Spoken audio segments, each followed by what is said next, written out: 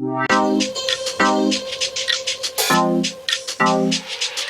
Welcome to food ഇൻഷി. ഞാൻ 2 കടായി അടുപ്പത്ത് വെച്ചിട്ടുണ്ട്. നമുക്ക് 2 തരം ചട്നി ഉണ്ടാക്കിയെടുക്കാം. ഇഡ്ലിക്കോ ദോശക്കോ എന്തിനു വേണമെങ്കിലും കൂട്ടി കഴിക്കാം. അപ്പോൾ 2 ഓയിൽ ഒഴിച്ച് കൊടുത്തിട്ടുണ്ട്. ഇതിന് നമുക്ക് കുറച്ച് ചെറിയ ഉള്ളി ഇട്ട് കൊടുക്കാം.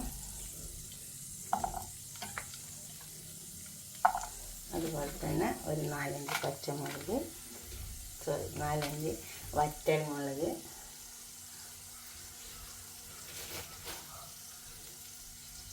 നമുക്കിതൊന്ന് ഇളക്കി നന്നായി ഒന്ന് മൊരിയിച്ചെടുക്കാം. ഈ മുളകിനെ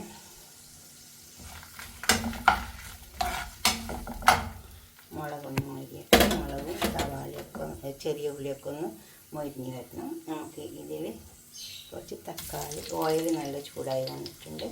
തക്കാളി ഒന്നിങ്ങനെ കമഴ്ത്തി വെച്ച് കൊടുക്കാം. അപ്പോൾ ഇത് വെന്ത് വരും.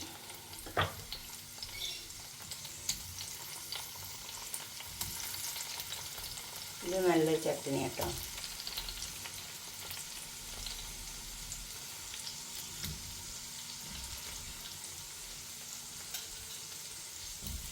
അത് വെന്തിട്ട് അതുപോലെ ഈ മുളകൊന്ന് മൊരിഞ്ഞ് വരട്ടെ. അപ്പോൾ മുളക് മൊരിഞ്ഞ് വന്ന് ഇത് നിലക്കടല, അത് ഞാൻ വറുത്ത് വെച്ച നിലക്കടല ആയതുകൊണ്ടാണ് ഇത് വെച്ചിട്ട് വറുക്കാണെങ്കിൽ ഞാൻ വെറുതെ ഒന്ന് ചൂടാക്കി വെച്ചാൽ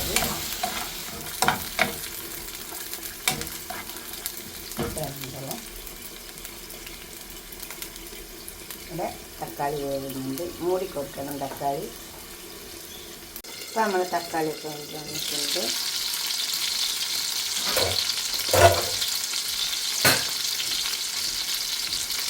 ഈ തക്കാളിൻ്റെ തൊലി അതിന് വെക്കുന്നത് നല്ലതാണ്. അപ്പോൾ നല്ലൊരു ചട്നി വെച്ച് നമുക്ക് ഉണ്ടാക്കിയെടുക്കാൻ പറ്റും. നല്ല വെന്ത തക്കാളി അതിൻ്റെ തൊലി ഉണ്ടാക്കി കൊടുക്കുക വേണ്ട. അതുമാതിരി തക്കാളി നല്ലോണം വാടി വന്നിട്ടുണ്ട്. തൊലി നിൽക്കുക, തൊലി വേണ്ട. അതുപോലെ തൊലിയൊക്കെ നീക്കിയെടുത്താൽ മതി. തൊലി ഉണ്ടോ ഇതെല്ലാം ഇങ്ങോട്ട് പോരും.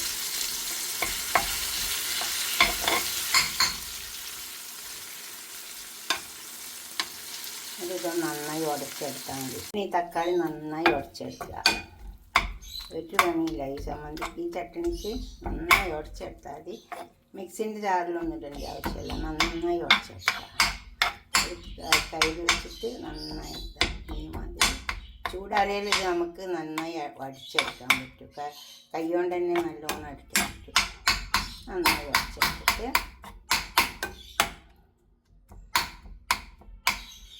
ഒരു വെന്ത തക്കാളിയല്ലേ, മിക്സിൻ്റെ ജാറിൻ്റെ ആവശ്യമൊന്നുമില്ല. അതെല്ലാം നന്നായി അടിച്ചെടുത്തിട്ടുണ്ട്. ഇനി ഇതിലേക്ക് നമുക്ക് എന്താ ചേർക്കുന്നത് നോക്കാം. വറുത്ത് വെച്ച ചെറിയ ഉള്ളി, മുളകൊക്കെ ഇവിടെ കൊണ്ടു വെച്ചിട്ടുണ്ട്. അതിലേക്ക് കുറച്ച് തേങ്ങ ഇട്ട് കൊടുക്കാം.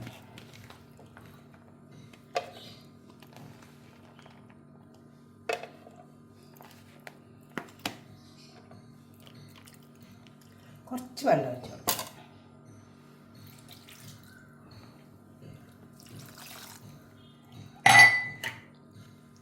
ഇതരച്ചെടുക്കാം.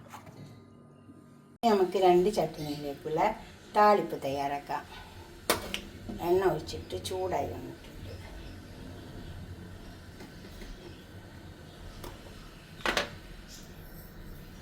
കടുക് കൊടുക്കാം.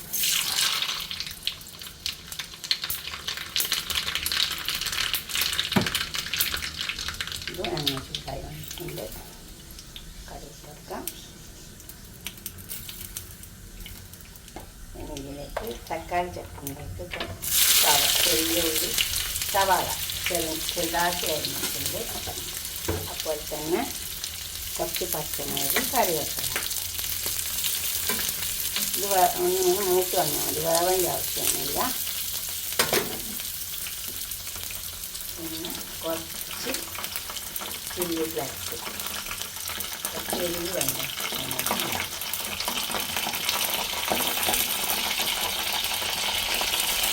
ഇത് കടുക് പൊട്ടി വന്നിട്ടുണ്ട്. ഇതിലേക്ക് കുറച്ച് കറിവേപ്പില.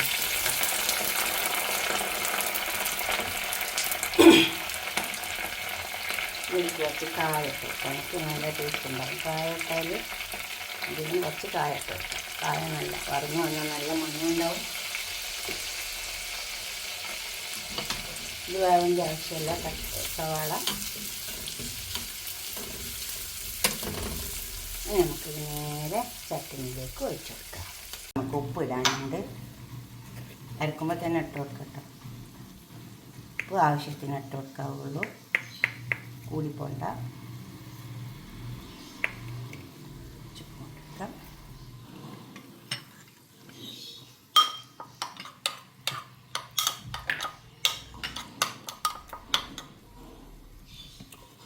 ഉണ്ട് ഇതിലേക്ക് ഇട്ട് കൊടുക്കാം.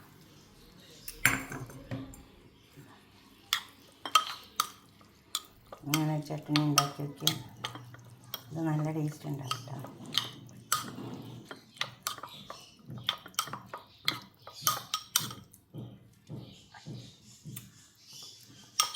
തന്നെ ഇതിലേക്ക് കുറച്ച് ഉപ്പിട്ട് കൊടുത്ത്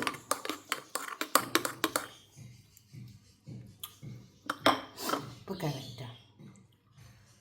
ഈ താളിപ്പ് ഇതിലേക്ക് ഒഴിച്ചു കൊടുക്കാം. താളിപ്പ് ഒഴിച്ചു കൊടുക്കുമ്പോൾ കുറച്ച് പുളി ഒഴിച്ചു കൊടുക്കാം. ചിലർക്ക് പുളി ഇഷ്ടമുണ്ടാവും.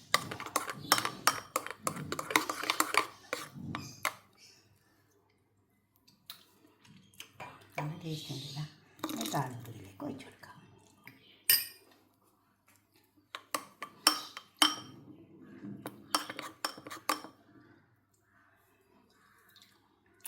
ഉപ്പൊക്കെ കണക്കാം. ചട്നീൻ്റെ ദോശൻ്റെ കൂടെ ഇഡ്ഡലിൻ്റെ കൂടെ ഒക്കെ കഴിക്കാം. ഞാൻ ഇഡ്ഡലി ഉണ്ടാക്കിയിട്ടുണ്ട്. അതുണ്ടാക്കിയ രീതിയും കൂടി പറഞ്ഞു. ഞാൻ ഉണ്ടാക്കിയ ഇഡ്ഡലിയാണല്ലോ. ഇത് നല്ല സോഫ്റ്റാണ്. ഇതുപോലെ ഇരിക്കും. നല്ല സോഫ്റ്റായിട്ട് കിട്ടും. ഇതെങ്ങനെ ഉണ്ടാക്കിയത് വെച്ചാൽ, പിന്നെ 2 കപ്പ് പച്ചരിക്ക് 1 കപ്പ് ഉഴുന്ന് പരിപ്പ്, പിന്നെ 1 കപ്പ് അവിൽ, വേറെ ഒന്നും ഇട്ടിട്ടില്ല. പിന്നെ ചുടുന്ന നേരത്ത് ഉപ്പിട്ടിട്ട് അടിച്ചെടുത്താൽ മതി. നല്ല ഇഡ്ഡലി കേട്ടോ, നല്ല സോഫ്റ്റായിട്ട് കിട്ടും. ഞാനിങ്ങനെ ഉണ്ടാക്കൽ. അവിൽ കൂട്ടിയാൽ മതി, വേറെ ഒന്നും കൂട്ടേണ്ട ആവശ്യമില്ല. ചോറൊന്നും ഇതിൽ കൂട്ടിയിട്ടില്ല. 2 കപ്പ് പച്ചരി എടുത്ത് അതിന് 1 കപ്പ് ഉഴുന്ന്, 1 ഫുൾ കപ്പ് ഉഴുന്ന്, അപ്പോൾ തന്നെ 1 കപ്പ് അവിൽ. ഇതുപോലെ ഉണ്ടാക്കി വയ്ക്കുക.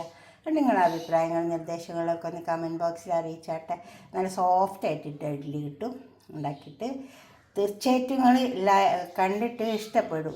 ഉണ്ടാക്കി നോക്കിയാൽ അപ്പോൾ ലൈക്ക് ചെയ്യുക, ഷെയർ ചെയ്യുക, സബ്സ്ക്രൈബ് ചെയ്യാത്തവരൊക്കെ ചെയ്യുക. ഇങ്ങനെ ഇഡ്ഡലി ഉണ്ടാക്കി നോക്കിയാൽ മതി. വലിയ പണിയൊന്നുമില്ല. അരച്ചെടുക്കുക. ഒരു 2-2.5 മണിക്ക് വെള്ളത്തിലിട്ടിട്ട് ഒരു 6 മണിയാകുമ്പോൾ അരച്ചെടുത്ത്,